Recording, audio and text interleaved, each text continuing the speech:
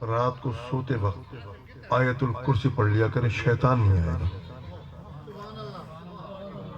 یعنی اندازہ لگائیں، صبح ہوئے حضور کی بارگاہ میں عرض کیا، میرے نبی مسکرائے، ارے خدا کی قسم میرے نبی مسکراتے ہیں، کائنات کا ذرہ ذرہ مسکراتا ہے۔ حضور نے فرمایا کہ بھئی تھا تو شیطان مگر وظیفہ صحیح بتا گیا، سچ بول گیا۔ اب کیا کہو گے، یہ آیت الکرسی کا وظیفہ یہ شیطانی وظیفہ ہے؟ نعرہ تکبیر، نعرہ رسالت، تشریق میلاد النبی، گوشہ غزالی زمان، فیضان غزالی زمان۔ آیت الکرسی رات کو پڑھ کے سوتے ہو نہیں سوتے ہو؟ جب رات کو پڑھ کے سوتے ہو شیطان سے بے فکر ہو کے سویا کرو، میرے نبی کا فرمان ہے، اور وظیفہ دینے والا خود شیطان ہے۔ حضرات محترم، تو یہ ابو لہب سے جو رب کائنات نے یہ خواب کے ذریعے یہ جو ہمیں پیغام عطا فرمایا نا، اور رب کائنات نے اس پر اکرام فرمایا، یہ تو ہمیں اور تمہیں رب کائنات کی طرف سے تعلیم ہے کہ میرے نبی کا ذکر کرو نبی سمجھ کر۔ پھر دیکھو میں نے تو ایک کافر اور مشرک کو بھی محروم نہیں رکھا، تم تو میرے نبی کے امتی اور غلام ہو۔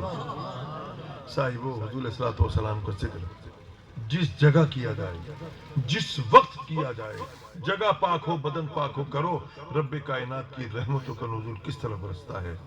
اللہ اکبر۔ عارفین فرماتے ہیں کہ حضور کا ذکر اللہ کی رحمت کو اس طرح کھینچتا ہے جس طرح سے مقناطیس لوہے چون کو کھینچتا ہے۔ اللہ تبارک و تعالی، اللہ اکبر، ہمیں حضور کے ذکر کو، مجھے تو کم از کم رب کائنات روز ہی یہ توفیق عطا فرما رہا ہے۔ کوئی ایک دن، کوئی لمحہ ایسا نہیں ہے کہ جب حضور کا ذکر نہ ہوتا ہو۔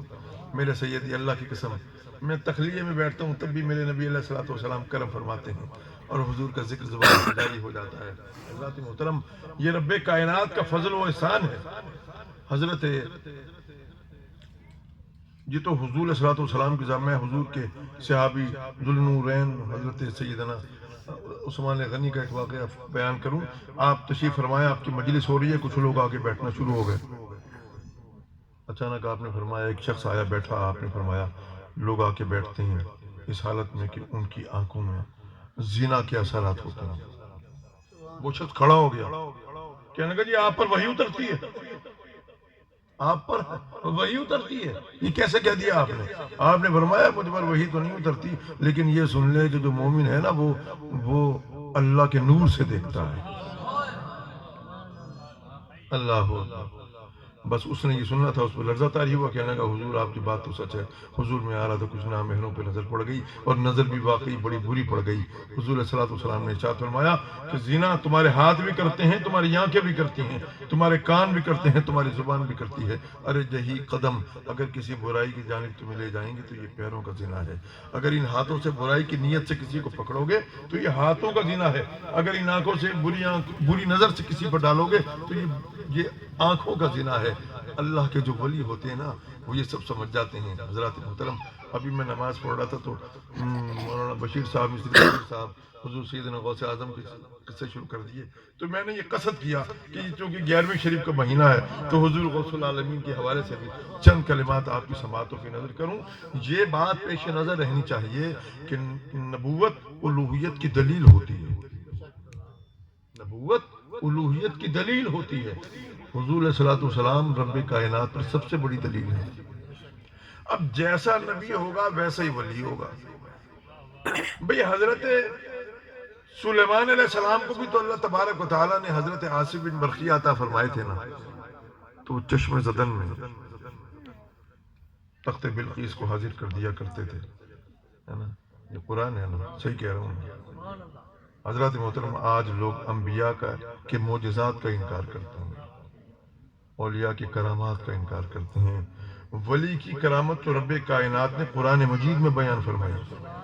یہ سورہ نمل میں یہ جو واقعہ ہے حضرت سلیمان علیہ السلام کا، یہ تخت بلقیس کو لانے کا رب کائنات نے بیان فرمایا، یہ کوئی نبی کا معجزہ نہیں، یہ تو نبی کے غلام کی کرامت ہے۔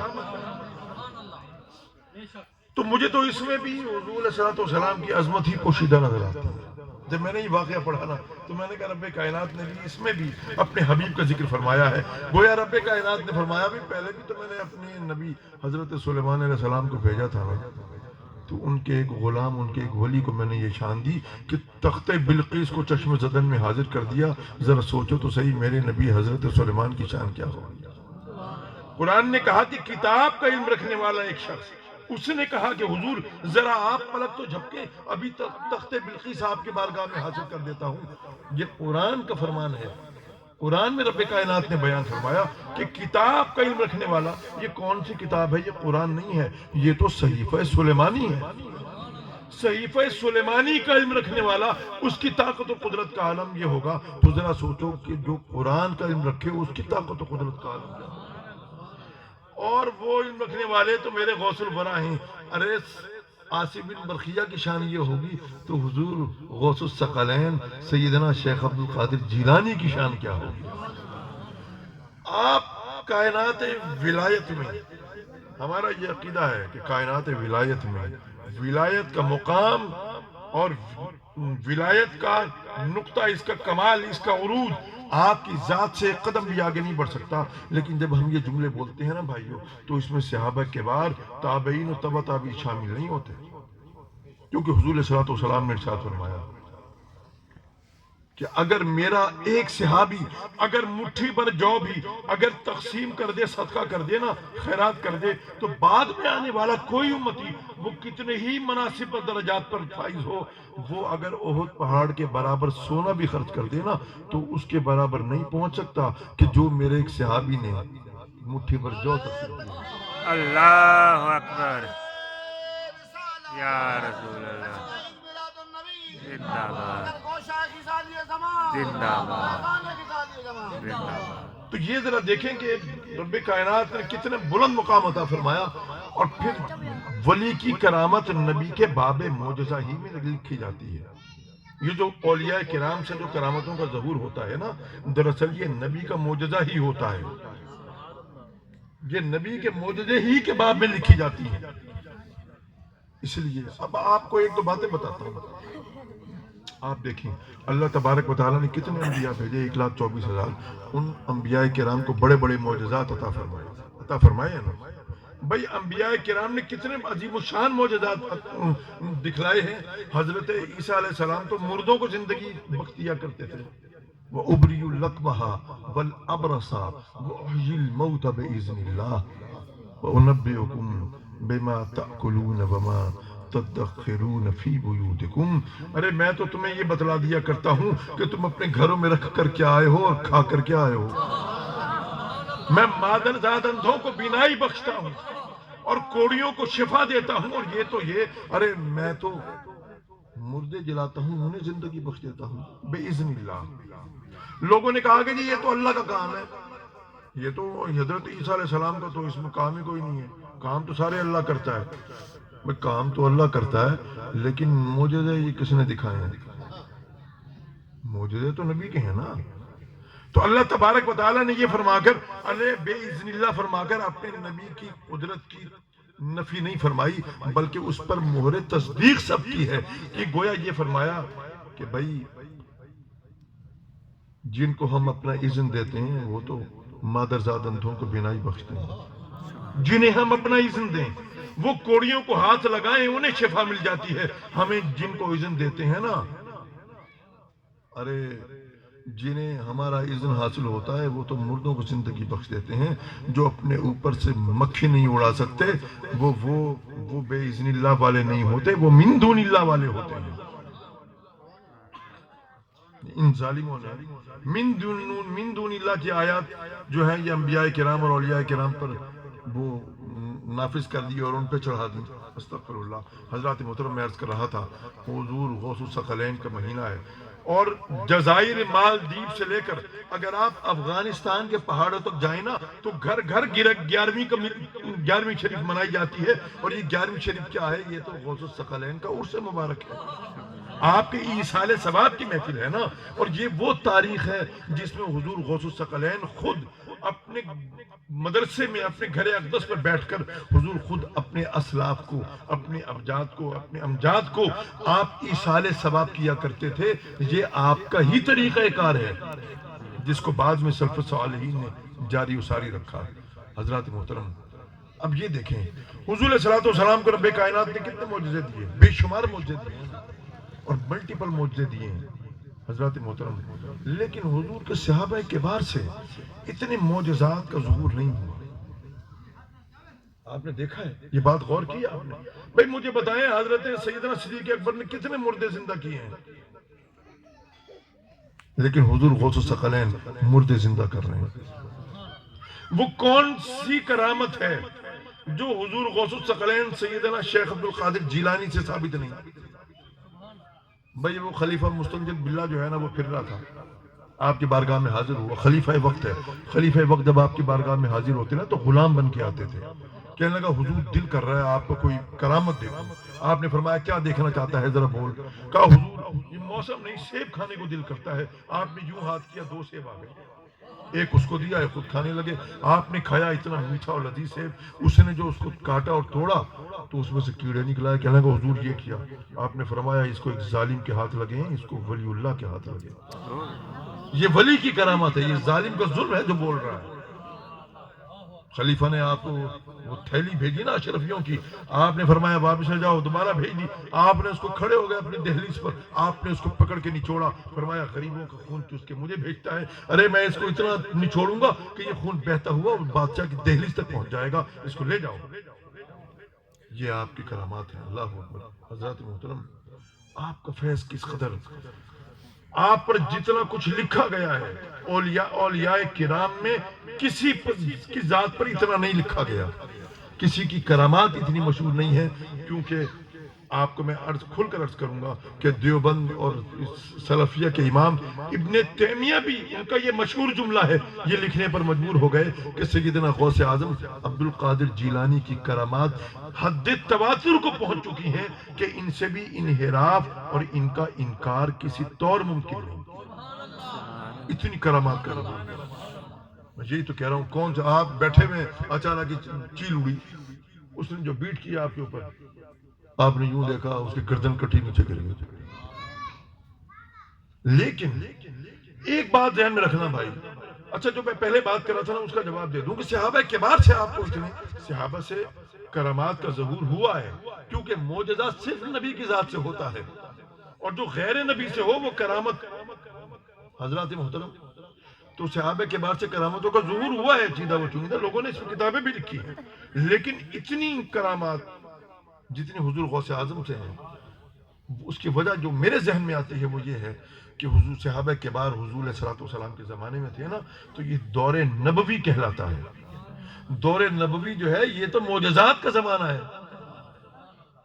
تو حضور علیہ الصلوۃ والسلام معجزات دکھا رہے ہیں، اور حضور سے کون سا معجزہ ہے جو میرے نبی سے ظاہر نہیں ہوا؟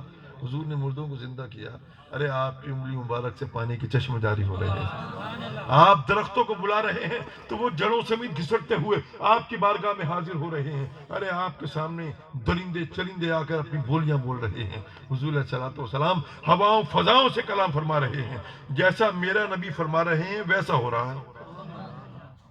وہ کون سی چیز ہے جو میرے نبی کی نگاہوں سے پوشیدہ ہے؟ آپ نے ماں کے رحم سے لے کر باپ کے سلب تک کی خبریں دی، اپنے ممبر پہ جلوہ افروز ہوئے، آپ نے حکم عام فرما دیا، آؤ پوچھو جو پوچھنا ہے۔ ایک نے پوچھا حضور میرے باپ کا پتہ نہیں، کیا فلاں ہے؟ فرمایا نہیں تیرا باپ فلاں ہے۔ اس نے کہا اپنے باپ فلاں ہے، کوئی بات پوچھنے لگے، حضرت عمر بن خطاب کھڑے ہوئے، حضور معاف کر دیں، حضور معاف کر دیں، کیونکہ یہی حکمت تھی۔ حضور علیہ الصلوۃ والسلام اس وقت جس جگہ پر فائز ہیں، یہ کبھی نہیں ہوا کہ حضور علیہ الصلوۃ والسلام جس اعلیٰ منصب پر فائز ہیں، رب کائنات نے اس منصب سے حضور کو اٹھا کر بعد میں کوئی نیچے کسی منصب پہ بٹھا دیا ہو۔ حضور علیہ الصلوۃ والسلام نے جب یہ فرمایا تو حضور کسی بھی وقت یہ فرما سکتے ہیں۔